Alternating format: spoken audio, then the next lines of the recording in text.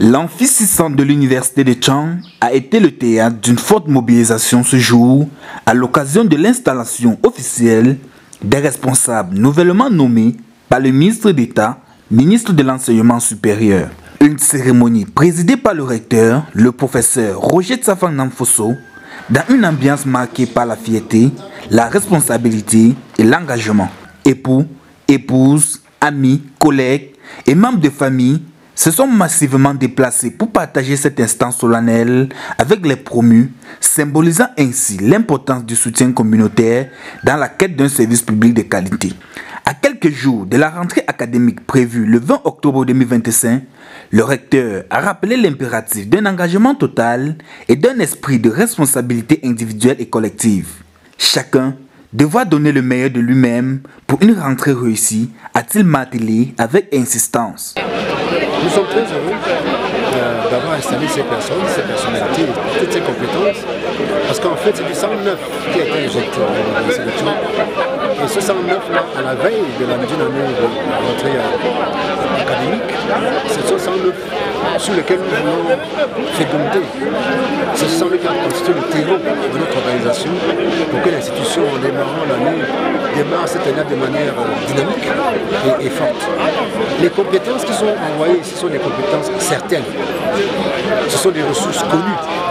Donc nous n'aurons pas perdre du temps pour des questions d'adaptation ou de remise en ordre. Non, c'est des personnes connues. Nous allons simplement procéder à un réarmement moral pour que les choses se passent bien d'ici la rentrée. Parmi les figures remarquées, le nouveau chef SIC, un jeune professionnel déjà bien connu pour son parcours engagé au sein de plusieurs services de l'institution, incarne cette dynamique nouvelle où jeunesse, compétences et loyauté se conjuguent au service de l'université. J'ai été reporter à la radio, j'ai été rédacteur en chef, j'ai été régisseur de la maison, j'ai été directeur adjoint de la maison, la dernière fonction que j'ai assumée.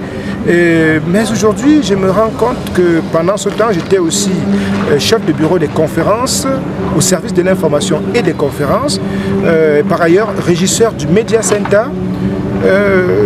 J'ai l'impression que, en fait, les aînés avaient pris le soin de ne pas me laisser me disperser.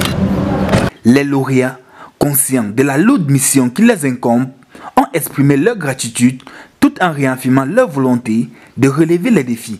Les défis majeurs, c'est, vous savez que notre département, c'est le point de la coopération internationale en faculté de lettres. Donc, un des défis, ce sera de consolider cette coopération.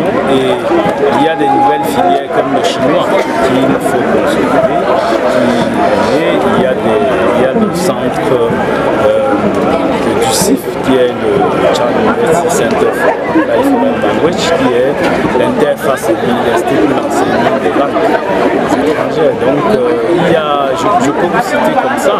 Maintenant, il y a d'autres défis institutionnels, mais nous pensons pouvoir faire tout pour mériter la confiance de notre pays. Ces nominations, loin d'être symboliques, viennent insuffler un nouvel élan à une université en constante évolution qui fait désormais de la dynamique collective un véritable pilier de son action.